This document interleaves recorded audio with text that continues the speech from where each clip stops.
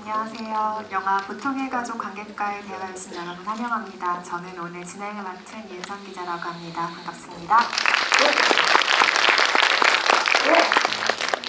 오늘 보통의 가족 함께 이야기 나눠주기 위해서 세 분의 게스트 참석하셨는데요. 허진호 감독님, 그리고 장동건 배우님, 오늘의 스페셜 게스트 송중기 배우님까지 무대로 모시겠습니다. 큰 박수로 환영해 주시기 바랍니다.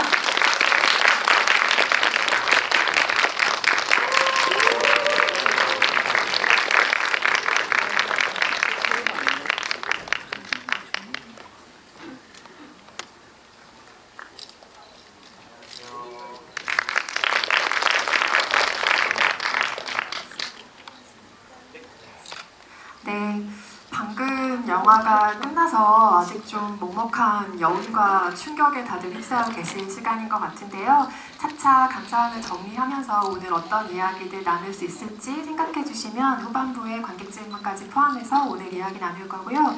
오늘 와주신 관객 여러분께 첫인상 한 말씀씩 먼저 부탁드리겠습니다. 감독님부터 하실까요? 네, 안녕하세요. 감독 허진호입니다. 반갑습니다. 먼저 보통의 가족 선택해 주셔서 감사드리고요. 정말 오늘은 또 특별하게 우리 송중기 배우님이 이렇게 저희 영화를 응원하러 나와주셔서 또 너무 좋고요. 여러분들 재밌게 보셨다면은 궁금한 점이나 이런 많은 질문 부탁드리겠습니다. 감사합니다. 네, 안녕하세요. 저는 보통의 가족을 너무나 사랑하는, 저도 원래 저기 앉아 있어야 되는데 너무나 사랑하는 영화 팬분 중에 한 명인 배우 송중기입니다. 반갑습니다.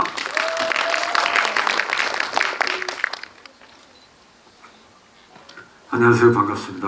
장동건입니다.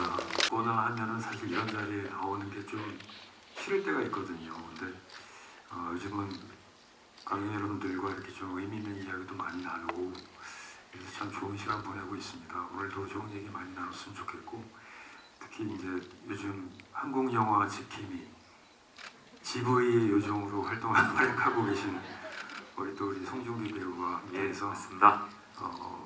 앞으로 한 시간 굉장히 기대가 됩니다. 많은 이야기 나눴으면 좋겠습니다. 감사합니다. 네, 오늘 영화 연출하신 감독님, 그리고 주연 배우, 그리고 요정까지 함께하는 자리입니다. 본격적으로 오늘 저희 질의 시작할 거고요. 우선 오늘의 스페셜 게스트인 송중기님께 마이크를 먼저 한번 드려보겠습니다. 네. 보통의 가족을 보신 전반적인 소감을 이야기해 주셔야 저희가 얘기가 구체적으로 좀 풀릴 것 같아요. 와, 솔직히 말하면 최근 몇 년 동안 봤던 영화 중에 저는 제일 무서운 영화였어요. 이 무서운 장면은 하나도 안 나와요. 근데 영화 처음부터 끝까지 계속 무서웠어요. 뭔가 심리적으로 약간 계속 감독님께서 관객을 이렇게 계속 쪼으시더라고요. 계속. 그리고 끝나고 나서 오랜만에 영화에 대해서 각자의 의견들을 많이 나눴던 영화였던 것 같아요. 뭐 예를 들면 다들 그러지 않았을까요? 나라면 어땠을까? 저는 그 생각을 되게 많이 했었고 나는 경부 형처럼 했을까? 동건이 형처럼 했을까? 김미애 선배님처럼 했을까?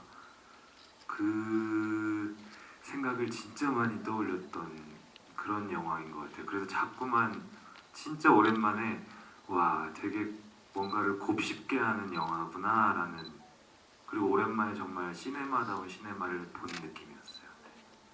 아직 올해가 11월도 남아있고 12월도 남아있지만 저도 올해 한국 영화에서 웰메이드 작품으로 하나를 선곡을 하면 가장 먼저 상단의 이름을 놓고 싶을 정도의 네, 저도 영화를 그렇습니다. 선택했다는 맞아요. 인상을 저도 받았고요.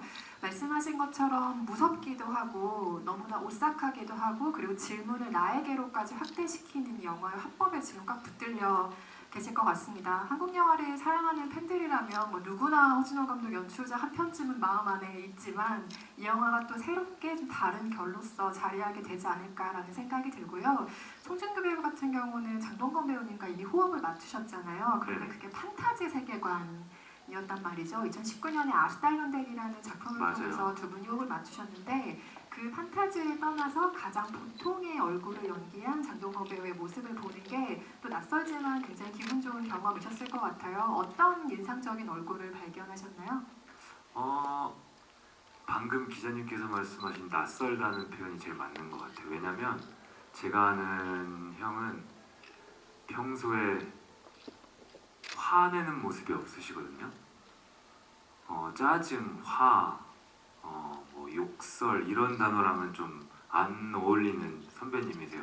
제가 아스탈란드랑 형이랑 찍을 때도 저는 뭐 제가 쳐다볼 수 없는 대선배님이지만 현장에서도 한 번도 저는 좀 화가 많은 편이고 뜨거운 편인데 형은 정말 어떻게 저러시지 할 정도로 항상 차분함의 그 대명사라고 해야 될까요?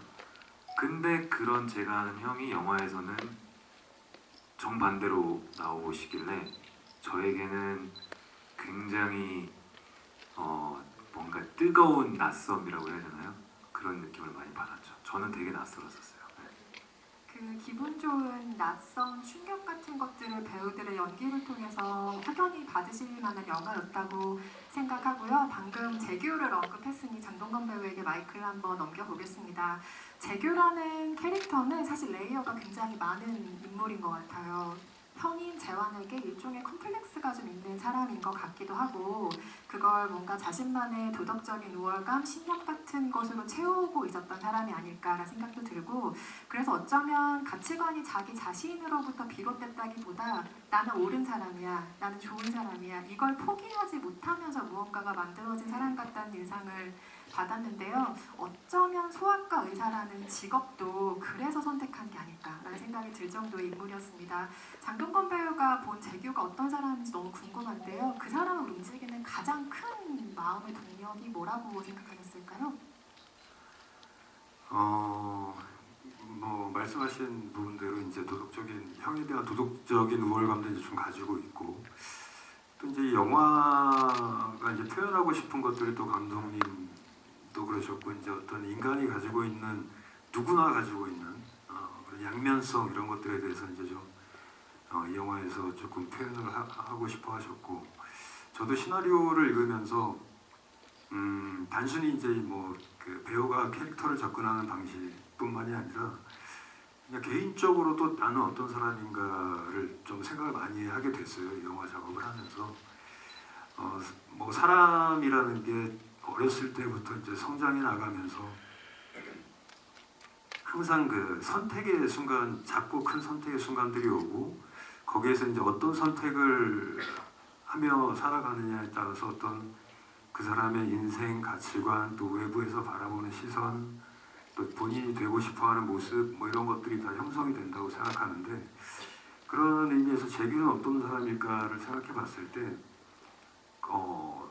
그냥 자기 인생을 되게 잘 살고 싶었던 사람이죠. 그리고 어쨌든 계속 옳은 선택을 하기 위해서 노력했던 사람이고 그러면서 한편으로 또 인간이 가지고 있는 어떤 그 자기보다 더 돈도 많이 벌고 또 잘 나가는 형에 대한 컴플렉스도 있었을 것이고 그런 모든 인간이 가지고 있는 어떤 그 내면에 있는 것들을 다 가지고 있는 그냥 그런 사람이었다고 생각을 해요. 그런데 이제 그런 것이 어떤 극한의 어떤 그 자식과 관련된 것들을 접하게 되면서 그 내면에 있는 어떤 그동안 이제 드러내면서 살지 않았던 마음속의 것들이 이제 조금씩 영화에서 표현이 되고 마지막에는 이제 좀 그런 극단적인 어떤 결정을 하기까지 그렇게 되어서 이제 살아온 사람인데 저는 한편으로는 굉장히 이 인물이 이해가 많이 갔습니다. 네. 저도 자식이 없는 입장에서도 너무 공감이 되는 포인트들이 많더라고요. 그래서 정말 숨을 제대로 쉬지 못하고 이 영화를 봤던 기억이 있는데, 자식이 괴물이 되면 부모는 짐승이 되거나 악마가 될 수밖에 없는 것이죠. 자기 마음 안에 숨겨져 있던 이런 일이 아니었다면 절대로 꺼내 보이지 않았던 무언가가 정말 영치도 없이 빗장을 열고 마구 튀어나오는 게 바로 자식의 문제라는 생각이 들기도 합니다.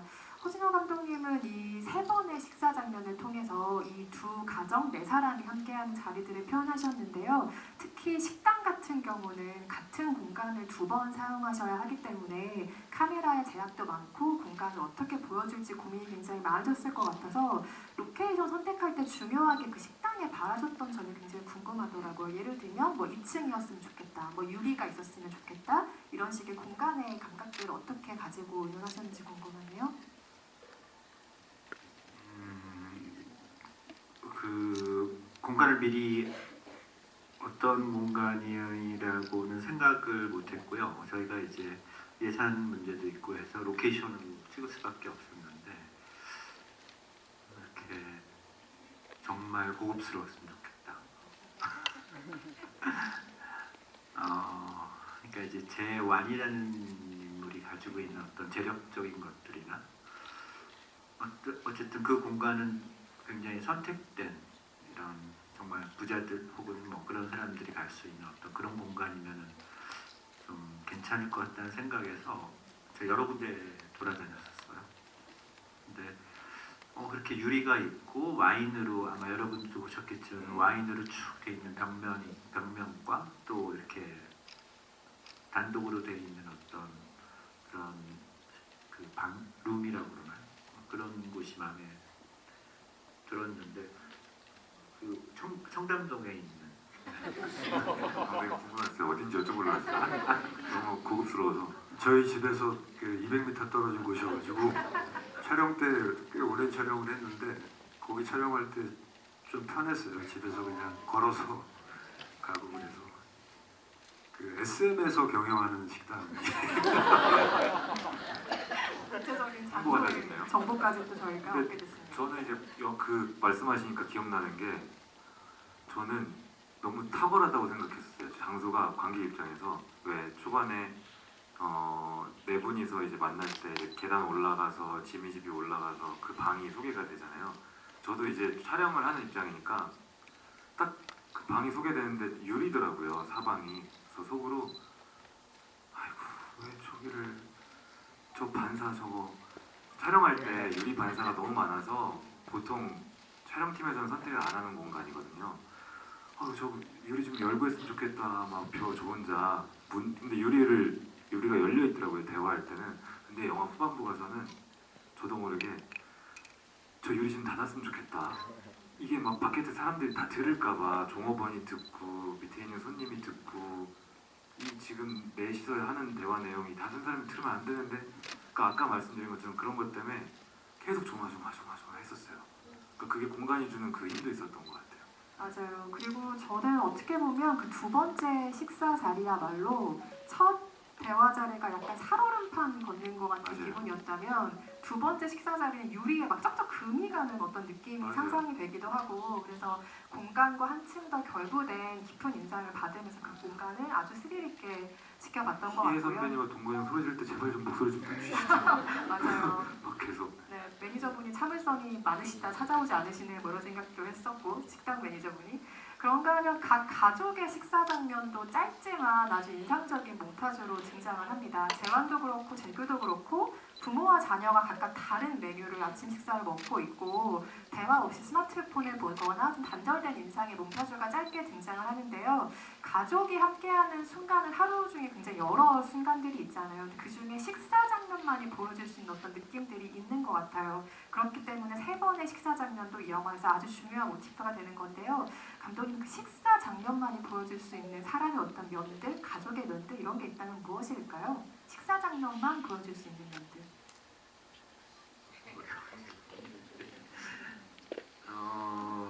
그러니까요. 물론 이제 뭐 한 끼라도 같이 식사를 하는 게 가족이다, 이런 요즘 광고도 있고 하지만 그 식사라는 게 굉장히 중요한데 어느 순간부터 굉장히 진짜로 저도 마찬가지인데 대화가 없어진 것 같아요. 각각의 그리고 지금 핸드폰이라는 것이 어쨌든 잠시라도 지루한 순간을 우리가 버티지 못하는 어떤 저도 마찬가지인데 그러지 않으려고 노력은 하지만은 특히 아이들 같은 경우나 다 각각의 그 시간조차도 대화보다는 자기만의 그런 핸드폰 자기의 세계에 빠져 있는 경우가 많은 것 같고 어쨌든 그런 데서 오는 이 가족의 문제라는 게 어떻게 보면 대화의 단절일 수도 있고 소통의 부재일 수도 있는데 분명히 이런 부분으로 인한 어떤 이런 보통의 가족에서 이런 사건들이 일어나지 않았나라는 생각도 하면서 그걸 조금 강조해서 핸드폰을 보고 또 각각의 식사를 하고 분리된 느낌을 좀 주려고 했었습니다. 식탁이라는 게 가족들이 물리적으로 한 장소에 모일 수밖에 없는 공간이기도 해서 그들 행동을 자세히 살펴보면 아마도 이런 시간이 쌓여서 지금의 이런 가족의 형태가 됐겠구나를 알 수가 있는 결정적인 장면인데요. 그런 몽타주 하나까지 흘리지 않는 게 바로 연출의 관록이라는 생각이 드는데 곳곳에서 그런 포인트들을 아주 많이 발견하게 되는 영화였습니다. 첫 부분에 등장하는 장면이 조금 의외라고 생각하시는 관객분들도 많으셨을 것 같아요. 전혀 예상치 못한 장면으로 시작한다고 생각하신 분들도 계실 것 같고요. 보복 운전 교통사고가 등장을 하는데요. 사실 이거는 영화 전반에 영향을 미치면서 연결이 되는 부분이라고 생각하는데 관객 각자마다 해석이 조금 달라지는 지점일 것이라 송중기 배우님의 해석이 궁금했어요. 첫 부분에 등장하는 그 사고가 이후의 영화와 어떤 연결점들을 가지게 될까요? 그 시작이 물론 이제 영화 끝까지 보고 나서는 이게 이유가 있었구나 했지만 처음에 영화 시작했을 때만 하더라도 어떤 생각이 들었냐면 되게 처음부터 바로 감독님께서 이렇게 두 인물 컨트라스트를 주셨구나. 좀 놀랐었어요. 그 사고 한 사건으로 이제 발생한 가해자가 있고 이제 뭐라고 희생자라고 해야 되나 피해자라고 해야 되나요? 환자분이 계셨죠. 근데 가해자는 경구 형님 재환이가 변호를 맡고 이제 환자는 소아과 의사인 재규가 치료를 하고 거기부터가 불안의 시작이었어요. 뭐가 이게 있으니까 이렇게 하셨구나. 그때부터 불안해졌는데 그 시작이 굉장히 강렬해서 좋았고 또 뭐 다른 얘기일 수 있는데 그 생각도 들었었어요. 변호사 되게 잘 나가는 로펌 변호사고 형은 또 소아과인데 약간 과장 맞나요? 과장 느낌이 들었거든요. 저는 소아과 과장. 두 분 다 의사 변호사인데 왜 뭐가 보통의 가족이라는 거야? 너무 잘 나가는 사람들인데 처음에는 그랬는데 영화 보고 나니까 제목이 소름 돋았어요. 영화를 끝까지 보고 나니까 저 이거 호러 영화 아니에요. 여러분 이거 호러 영화는 아닌데 저 개인적인 느낌인데 그랬다는 겁니다. 맞아요. 그 장면 바로 이후에 붙는 그 두 인물의 소개가 굉장히 흥미롭죠. 사람을 살리는 사람으로 소개가 되는 재규와 또 그 사람의 변호를 맡는 재환의 모습이 대비가 되고 뒤이어서 지수와 연경이 각각 어떤 모습으로 첫 등장하는지에 대한 소개도 흥미로운 스케치로 보이는 장면들이었습니다. 초반 교통사고는 그 외에도 굉장히 많은 함의를 가지고 있다는 생각이 있는데요. 관객 여러분 각자 해석도 굉장히 궁금한 부분 중에 하나입니다. 그 초반 교통사고 블랙박스 화면을 모두가 봅니다. 아이들은 유튜브 라이브 형태로 보는 것 같고 아마도 그리고 재환은 자신의 사무실에서 보기도 하고 모두가 그 영상을 보죠. 근데 이 영화는 여러 번의 CCTV 장면이 등장을 합니다. 그러니까 블랙박스를 CCTV로 상정을 한다고 하면 그 역시 CCTV일 텐데 이후에 아이들의 무언가를 듣게 되는 재환의 장면도 CCTV를 통해서이기도 하죠. 그 때문인지 저는 몇몇 장면들이 마치 CCTV 구도처럼 인물들을 바라보고 있다는 생각을 이 영화를 보면서 몇 번쯤 하게 됐는데요. 대표적으로는 그 아들의 소매를 세탁하는 연경의 부감 같은 것들이 지금 딱 생각이 나는데요. 실제로 그 CCTV라는 것, 그러니까 누군가 지켜보고 있는 화면이라는 것, 이게 실제로 촬영 컨셉트나 연출에 영향을 미친 부분이 있을지 감독님께 한번 여쭤보고 싶습니다. 그 CCTV는 어떻게 보면 정말 굉장히 가깝게 있는, 우리가 어디를 가나 CCTV라는 건 있잖아요. 그런 부분들을 이제 영화에서 가져갈 수 없는 부분들이 있었던 것 같고요. 부감을 썼던 건 이제 촬영 감독과 그 이제 콘티 작업을 할 때 촬영 감독이 부감을 써보면 어떠냐라는 아이디어를 냈던 것 같아요. 그거는 글쎄, 부감이 가지는 어떤 내려다보는 것들은 어떻게 보면 어떤 누가 하늘에서 지켜보는 느낌도 있을 수가 있고, 아니면은 이것은 또 관객의 시선일 수도 있을 것 같거든요. 관객들은 어쨌든 이 영화를 보면서 그러니까 이 영화가 어떤 보통은 주인공의 감정이 이입이 되면서 쫓아가는 이제 영화들이 많잖아요. 근데 이 영화는 어떻게 누구한테 쫓아갈지가 아이들이 제발 좀 안 걸렸으면 좋겠다도 아니고, 그렇다고 또 그 재환의 시선으로 쫓아갈 수도 없고 재규의 시선으로 쫓아갈 수 없기 때문에 어떤 조금은 그 관객의 시선이 느껴질 수밖에 없는 부분이 있었던 것 같아요, 영화에서. 그래서 이제 부감을 그런 의미로서 사용을 했습니다.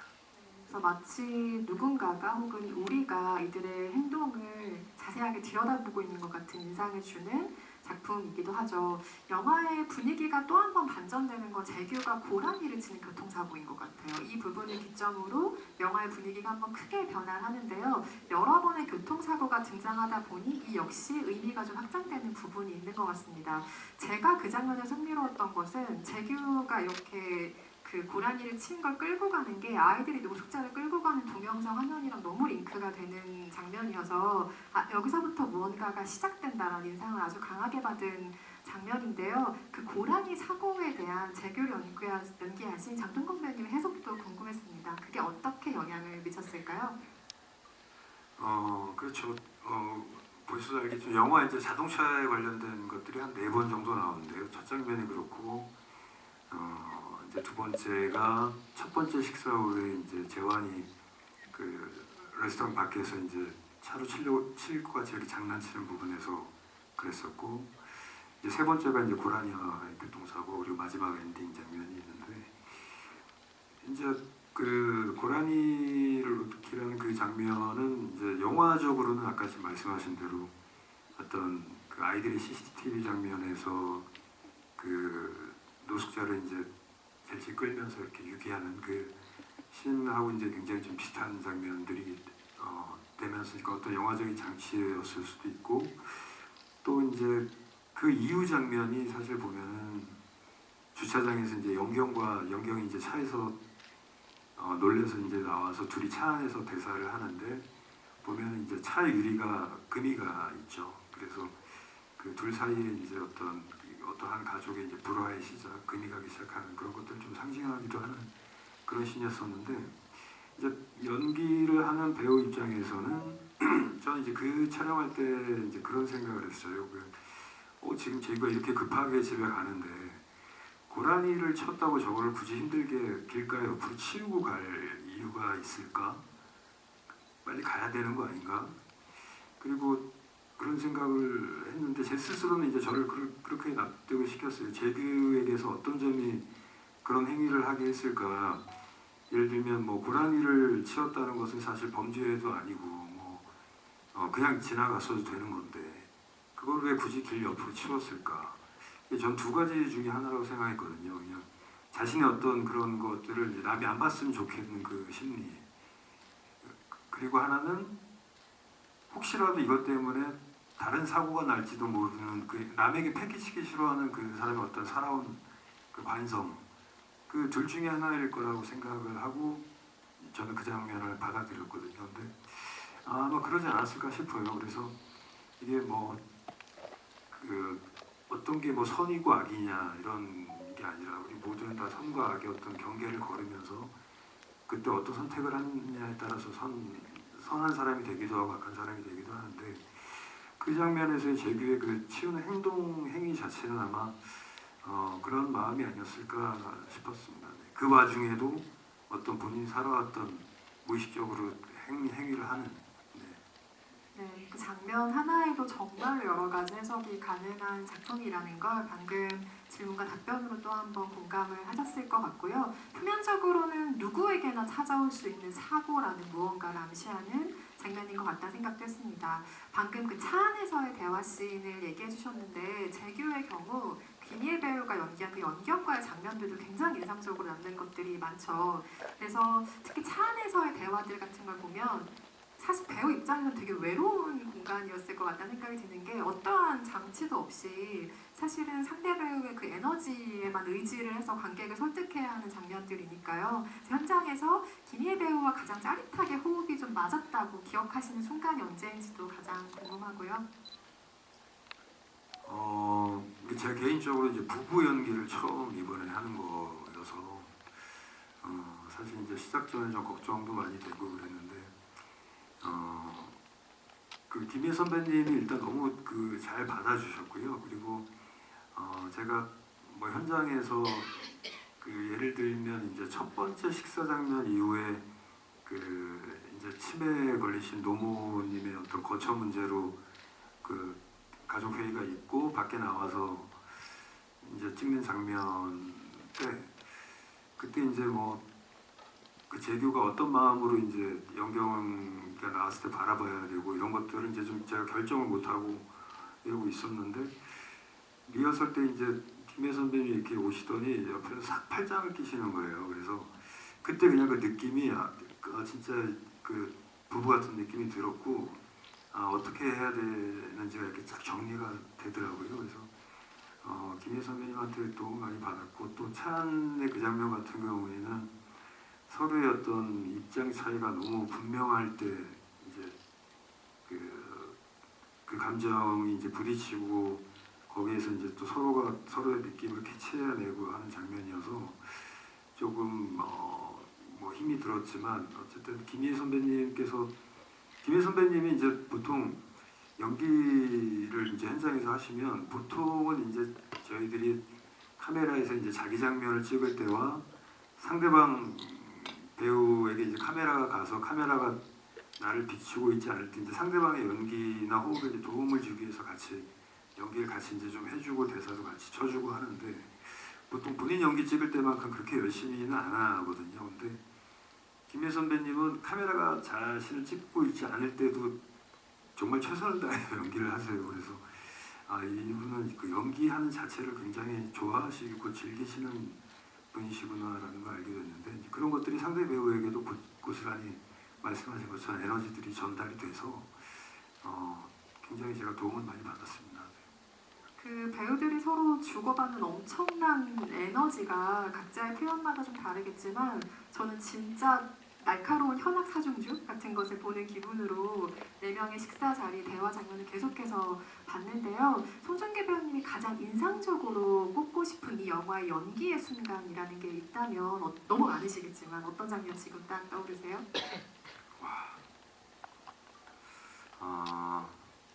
제일 먼저 떠오르는 거는 영화 후반부인데 설경구 재환이가 선배님께서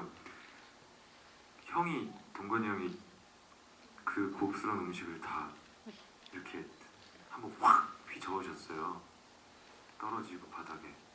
그 형은 진짜 감정이 극도로 올라가서 화를 내시고 나가셨는데 경구 형이 남으셔서 미안합니다. 이거 뭐 새로 좀 주세요. 그때 그랬어요? 틈새 성대모사로 네. 새로 이거 주세요. 이거 뭐 새로 이렇게 새 걸로 바꿔주시죠. 하니까 수영 배우님이 가자. 그래서 그때 일어나실 때 그때 재환이가 소름 끼쳤었어요. 계속 저는 경구 선배님이 맡으셔서 재환이가 무슨 생각하는지를 도통 모르겠어서 약간 무서운 것도 있었거든요.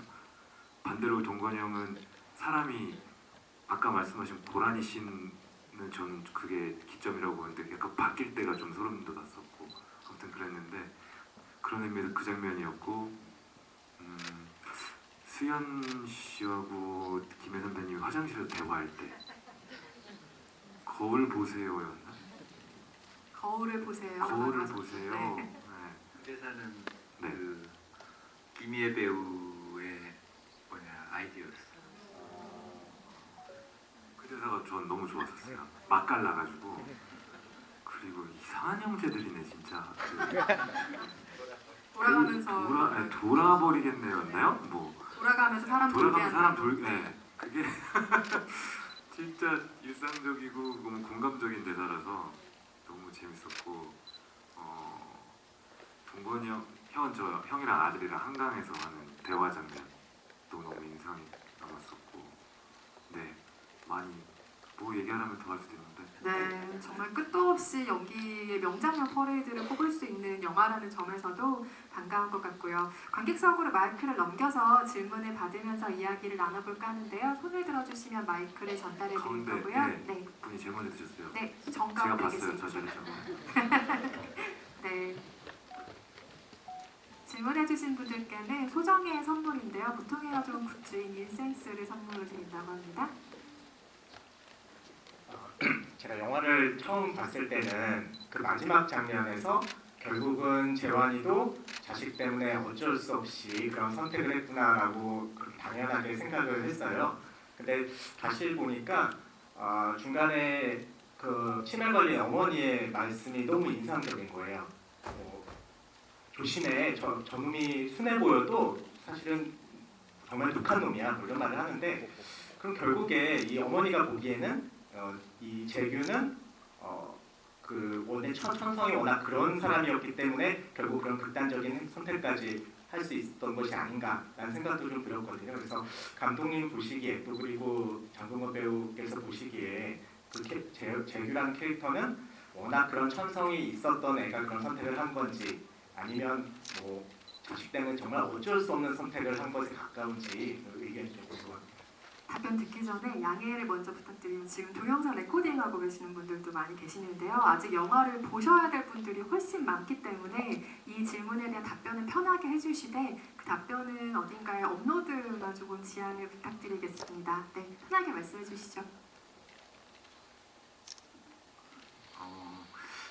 그러니까 저도 이제 그 재규의 변화가 어떻게 하면은 영화에서 개연성을 가질까에 대한 고민을 많이 했어요. 어쨌든 굉장히 재규라는 인물은 큰 변화를 가지고 있는 사람인데, 근데 이제 원작 소설은 그런 폭력적인, 특히 약간의 그런 정신병적인 그런 것들이 유전되는 설정들이 있어요. 그래서 아마 그런 부분에서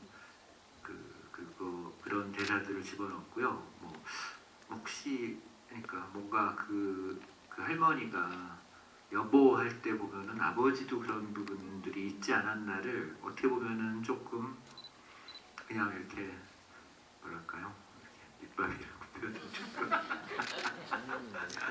그냥 좀 깔아놓은 거가 있었던 것 같고, 이제 어떻게 보면은 저도 이제 그 장동건 배우랑은 제가 위험한 관계 찍을 때 같이 있었거든요. 중국에서 한 오랫동안 몇 개월을 같이 있었는데 그 우리 송중기 배우께서 얘기하는 정도로 정말 굉장히 화를 안 내는 사람이죠, 정말.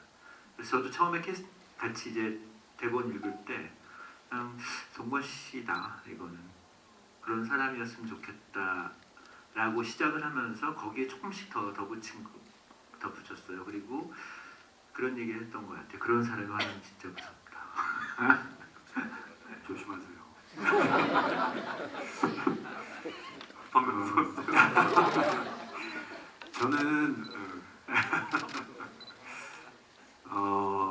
그렇죠. 저는 이제 재규를 이제 시나리오를 보고 이 사람에 대한 생각을 하면서 이제 또 영화를 찍으면서 그런 생각을 했어요. 그 사람이 다 이제 타고난 천성과 본성이라는 게 있는 것 같아요. 또 자식을 둘을 키워보니까 그렇고 또 뭐 사람을 봐도 같은 데에서 나오고 똑같은 거 먹이고 똑같은 거 가르쳐줘도 너무 다른 사람이 그리고 성향도 다르고 그러거든요. 근데 그건 뭘까 하면 그건 정말 타고난 뭔가 천성과 본성이라는 건 있는 것 같아요. 근데 뭐 그 프로파일러 분들도 말씀하시지만 사이코패스라고 전부 연쇄살인범이 되는 건 아니잖아요. 근데 그런 것이 어떤 본인이 살면서 하는 경험과 뭐 이런 것들이 있는데 그 본성이 이제 어느 순간에 나오느냐의 문제고 그걸 자기가 살아온 이성과 가치관을 얼마나 컨트롤하고 할 수 있느냐의 문제인 것 같은데 재규는 그런 면에 있어서 처음에 이제 그렇게 존경을 받고 그런 것들을 자기가 중요하게 생각하면서 살던 사람이 이제 아들의 그런 사고를 처음 알게 되었을 때 처음 아들과 대면해서 하는 행위가 손찌검이었거든요. 그리고 그 다음에 자신의 이제 어떤 태도를 바꾸고 나서 마지막 식사에서 대화에서 이제 재환의 입장이 바뀌지 않으니까 피해자와 자기가 합의를 하게 해주겠다고 그동안 자기가 살던 신념, 가치관과 살아던 방식에 또 위배되는 딜을 하죠. 근데 그것도 먹히지가 않으니까 그 다음에는 형에게 욕을 하고 형의 멱살을 잡고 그것도 먹히지 않으니까 마지막에 이제 그런 선택까지 이제 치닫게 되는데 그냥 저는 재규가 어떤 그런 본성이 있는 사람이라고 생각했어요. 아까 말씀하신 것처럼 어떤 노모의 그런 중간에 그런 대사가 힌트가 되기도 하고 또 이 사람은 어쨌든 자기가 무언가를 하던 자기의 어떤 방식이 하던 방식들이 이제 그것이 가로막혔을 때 그러니까 그 재규뿐만이 아니라 모든 사람들도 그럴 수 있다고 생각해요. 자기가 해오던 방식이 더 이상 얻는 것에 이제 더 이상 무용지물이 되었을 때 그때 이제 어떤 본성이 꿈틀거리기 시작하는 거 아닌가 그런 생각을 했습니다. 재규의 마지막 얼굴이 정말 무슨 생각을 하는지 모르겠는 얼굴이잖아요. 현실 감각이 완벽하게 지금 떠나 있거나 아니면 완벽하게 있거나 둘 중에 하나일 것 같은데 어떤 마음으로 운전대를 잡고 있는 재규의 얼굴일지는 관객 여러분의 각자 해석에 맡기겠습니다. 다음 질문도 받아보겠습니다. 깜짝이야. 네, 마이크 안 드리면 제가 혼날 것 같아요. 두 번째 줄에 계신 분께 드리겠습니다. 1000만 관객을 기원해 주시는 관객분이시네요. 제가 영화 10년 만에 보러 이 보통의 가족을 봤는데요. 딱 이유는 장동건 배우님하고 김희애 배우님이 주인공이라서 꼭 보고 싶어서 거의 10년 만에 봤습니다. 근데 영화를 선택할 때 왜 보통의 가족이지? 이제 송중 배우님이 얘기하셨는데 그 제목을 볼 때도 의아했어요. 근데 끝나고 가면서도 이거는 스페셜 패밀리인데 왜 노멀 패밀리라는지 근데 이유가 이렇게 부유하고 최상위층도 자녀의 고민이 있고 똑같이 힘든 면이 있구나, 부족한 면이 있구나. 나는 지금까지 자녀가 한 번도 말썽 안 부렸는데 가진 건 없지만 정말 행복하다 그런 느낌을 가졌어요. 송중기 배우님도 상당히 감명 깊게 보셨다는데 제 생각에는 자녀가 있기 때문에 더 감명 깊게 보지 않았나 그런 생각이 들었고요.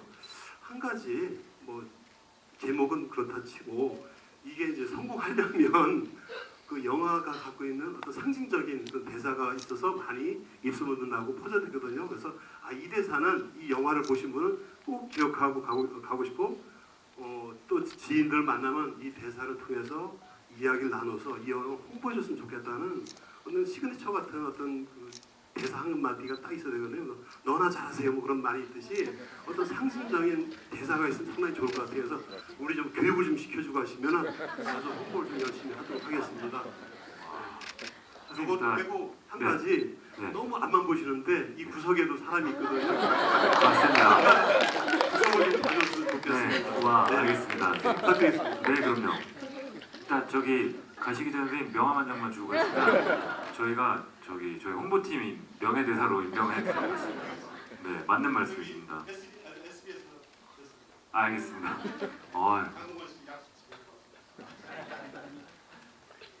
어떤 대사를 꼽을 수 있을까요? 네.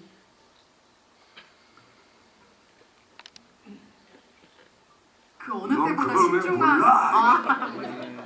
재환이 하는 네, 선생님 말씀이 너무 맞는 게 그런 딱 뇌리에 남는 대사들이 있어야 되잖아요. 뭐 많이 묵었다 아이가 뭐 이런 것처럼 형의 대표작. 저는 형이 지금 그 대사도 너무 인상 깊었던 씬이라서 그럴 수도 있을 것 같고 아까 희애 선배님 거울 보라는 그쪽이 뭐였죠? 식사하다가 가족들 대화하는데 왜 껴 뭐 하는 대사가 있었잖아요.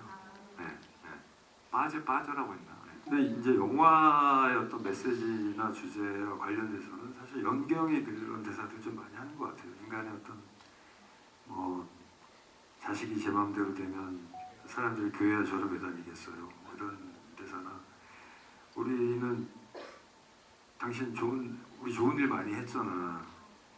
우리 좋은 일 많이 했잖아. 야, 어린아이들 많이 살렸잖아. 우리 한 번쯤은 이래도 돼. 뭐 이런 것들, 이런 대사들이 뭐 이 영화를 조금 이렇게 생각해보게 하는 그런 어떤 지점들에 있는 대사들 아닌가 싶습니다. 지금 저는 언뜻 그거 생각나네요. 그 구치소에 재환이 가해자를 만나러 갔을 때 이 영화의 모든 복선 같은 한마디를 하죠. 자식 앞에선 다 약해지게 돼 있습니다. 이 얘기를 하는데 보통의 가족의 부재가 아닐까. 자식 앞에선 다 약해지게 돼 있습니다. 이런 생각도 들고요. 네, 홍보 명예부장님 만나뵈서 반가웠습니다. 네, 다음 질문도 받아볼게요. 제가 방금 말씀하신 너무 영감을 얻어서 이쪽 사이드에 계신 관객분께 마이크를 드려야겠습니다. 저쪽에 손 번쩍 드시는데 흰색 옷 입은 관객분께 마이크 드립니다. 네, 감사합니다. 우선 너무 영화 재밌게 봤고요. 그리고 저는 질문이 장동건 배우님한테 있는데 이게 제가 개인적으로 느꼈을 때는 조금 이렇게 급발진이라고 느꼈거든요, 중간에. 근데 이건 다 개인의 받아들임에 따라서 다르겠고 그래서 특히나 더 연기를 하심에 있어서 어려움이 있었을 거라고 생각을 해요. 근데 배우님들도 다 마찬가지겠지만 각자 그러니까 자신의 모습 중에 사랑하는 부분도 있지만 사랑하지 못하는 부분에 대해서도 감싸줘야 되는 그런 것들이 있잖아요. 개인적으로 삶을 살아오면서. 근데 그런 측면에서 이번에 배우님이 연기하신 재규의 캐릭터가 이렇게 델리케트한 그런 감정을 좀 보여주고 사람들의 공감을 이끌어내야 하는 그런 막중한 임무를 또 다른 캐릭터에 비해 더 있었을 것 같다고 저는 느꼈는데 특히 이 임무를 연기하심에 따라 연기의 난이도는 어땠는지 그리고 특히 뭐 공감하거나 공감할 수 없었던 부분은 좀 솔직하게 어떤 부분이 있었는지 궁금합니다. 네, 이제 마지막은 사실 급발진이죠. 재규 자체가 급발진을 한 거니까 뭐 계획적이었던 행위는 절대 아니었다고 생각해요. 그러니까 차 안에서 망연자실하게 있을 때 앞에 형이 보였을 것이고 자식을 지키기 위한 어떤 선택이었죠. 근데 그랬던 것이고 사실 저는 이제 재규뿐만이 아니라 이 네 명의 어떤 모습, 네 명의 어떤 캐릭터가 제가 볼 때는 그냥 한 사람 안에 있는 모든 감정이라고 생각해요. 이 네 명이 한 명 같은. 근데 그것을 그런 어떤 그 양면성의 다면성을 하나씩 담당하고 있는 캐릭터라고 생각이 들었고요. 시나리오를 처음 읽었을 때 이상하게 이 재규라는 사람이 저는 어떤 사람인지 알 것 같았어요. 그래서 뭔가 그렇게 명예롭고 존경받고 싶어하는 사람이지만 내면의 어떤 그런 약간의 비겁함과 찌질함 같은 것도 있고 뭐 가족의 어떤 원성을 들으면서도 자기가 지키고 싶어하는 것들이 있고 근데 그 지키고 싶어하는 것이 과연 자기의 신념인지 아니면 본인을 위한 선택인 건지 여러 가지 생각할 지점이 좀 많은 캐릭터이기도 했었고요. 그래서 사실 뭐 재규 역할을 처음에 할 때는 제가 이제 기존에 했던 역할들이 사실 이런 좀 지금 보면 이렇게 주변에 있을 법한 어떤 현실적인 캐릭터인데 제가 이런 역할을 내가 거의 안 해봤구나라는 걸 제가 오히려 이 시나리오를 읽고 깨닫게 됐어요. 뭐 항상 뭐 좀 비현실적인 캐릭터들을 많이 했죠. 뭐 과한 분장을 하거나 사업 분장을 해야 된다거나 뭐 킬러 역할을 하거나 정말 전쟁터 속에서 동생을 구하는 역할, 깡패 역할, 뭐 그래서 사실 이런 그냥 우리가 흔히 살아가면서 볼 수 있는 어떤 사람의 캐릭터를 내가 해본 적이 거의 없네라는 생각이 들더라고요. 그래서 처음엔 그런 것이 이제 걱정도 됐지만 뭔가 기존에는 어떤 연기를 할 때 뭔가 이렇게 외부에 있는 걸 상상을 해서 끌어서 와서 저한테 덧붙여서 뭔가를 만들어내야 되는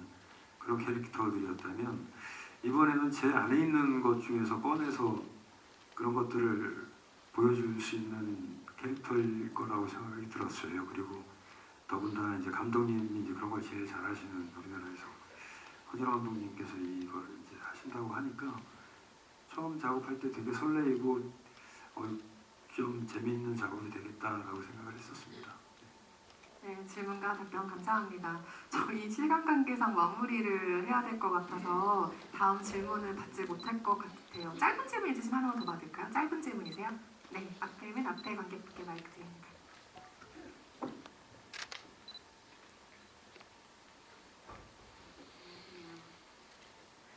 저는 이 영화 보면서 처음부터 계속 결말이 어떻게 날지 계속 궁금하다가 이제 이게 결말이 이렇게 나오는 거 보면서 좀 생각지 못했던 결말이었거든요. 그래서 혹시 송중기 배우님도 보시는 입장에서 처음에 어떤 결말을 기대하셨었는지 약간 궁금합니다. 아니 뭐 어렵다기보다 제가 느끼는 거는 제가 방금 한숨을 쉰 이유가 다시 한번 느꼈어요. 오늘 저는 또 뭐 감독님, 형님 옆에서 후배 입장에서 확실히 영화가 좋으니까 관객분들의 질문의 퀄리티가 너무 좋구나. 저도 앞으로 좋은 영화 만들려고 노력해야겠다는 생각이 문득 들었고 아무튼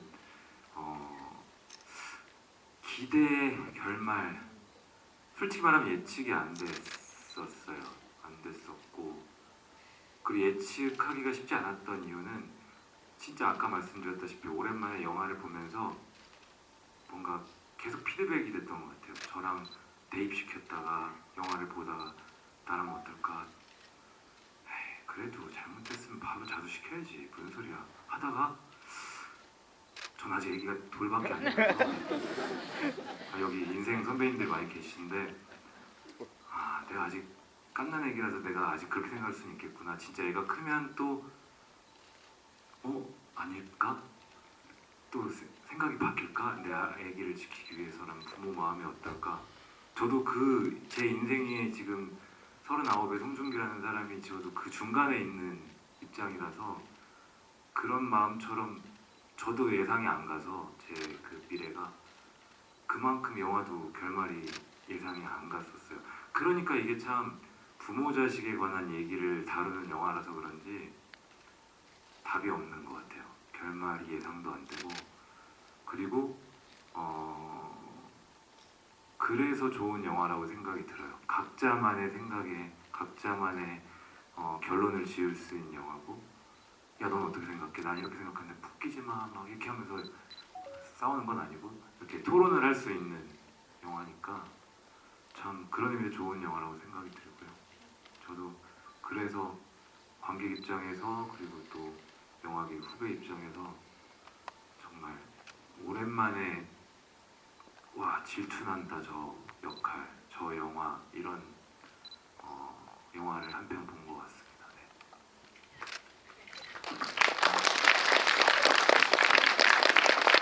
진짜 어떻게 관람을 가져가시든 그 마지막 장면이 올해 한국 영화뿐만 아니라 한국 영화 전체에서 봐도 정말 인상적이고 문제적이고 좋은 의미로 논쟁적인 결말이라는 데 다들 동의하실 것 같아요. 그로부터 자신의 생각을 대입하고 또 여러분들과 의견 나누시는 계기가 그 영화의 마지막 장면으로 시작되기를 바랍니다.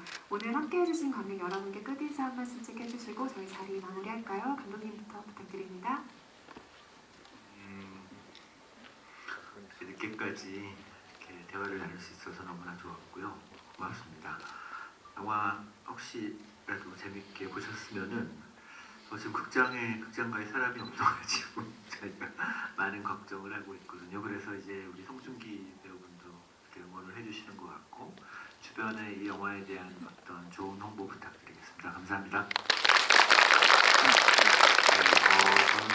관객의 한 명으로서, 동료의 한 명으로서 오늘 이렇게 함께 했는데요. 저는 좋은 영화를 본 것만도 저에게는 또 하나의 그 배우로서의 큰 배움의 자리였는데, 오늘 또 아까 말씀드렸다시피 확실히 작품이 좋으니까 관객분들의 피드백이, 질문이, 여러 가지가 굉장히 내용이 너무 좋구나, 앞으로 나도 제 작품을 할 때 더욱더 좋은 영화 만들기 위해서 최선을 다해야겠다는 생각을, 하나의 또 깨달음을 얻고 가는 것 같습니다. 오늘 늦게까지 자리 지켜주신 여러분 너무 감사드리고, 주변에 보통의 가족 또 소개해 주시면 정말 깊이 더욱더 감사드릴 수 있을 것 같습니다. 고맙습니다. 조심히 들어가세요. 네, 오늘 또 좋은 질문들 많이 해주시고 즐거운 시간이었습니다. 또 특히 우리 또 송중기 후배 배우가 옆에 있어서 저도 좀 편하게 좀 더 얘기를 더 많이 이야기할 수 있었던 것 같고요. 요즘 그냥 한국 뭐 영화가 뭐 늘 위기였지만 요즘 특히 위기인 것 같습니다. 그리고 이제 다른 것들보다 이제 좀 어떤 한국 영화 어떤 영화의 다양성 측면에서 어떤 화두가 많이 요즘 화두로 떠오르고 있는데, 이 영화가 좀 성공을 거둔다면 어떤 그런 측면에 있어서도 좀 기여할 수가 있을 것 같고, 또 그런 것들이 또 늘 뭐 사이다 영화들 이외에 이런 좀 생각할 여지가 있는 영화들이 조금 더 많이 제작되어질 수 있는 환경이 또 생길 수도 있지 않을까. 그런 것들로 또 여러분들에게 또 좋은 영화로 보답하는 것들이지 않을까. 그래서 사실 이 영화가 뭐 제가 출연해서뿐만이 아니라 그냥 개인적으로도 그런 측면에서 좀 잘 됐으면 좋겠고, 또 실제로 또 뭐 그런 생각을 하는 많은 영화인들이 또 이 영화를 응원하고 있기도 합니다. 그래서 여러분들께서 좀 많이 응원해 주시고 힘을 보태 주셨으면 하는 마음입니다. 오늘 늦은 시간까지 너무 감사드리고 또 좋은 시간에 또 되었으면 좋겠습니다. 감사합니다. 이번 주 개봉 앞에 통일 가족의 많은 성원과 입성을 부탁드립니다. 조심히 돌아가 주시죠. 감사합니다.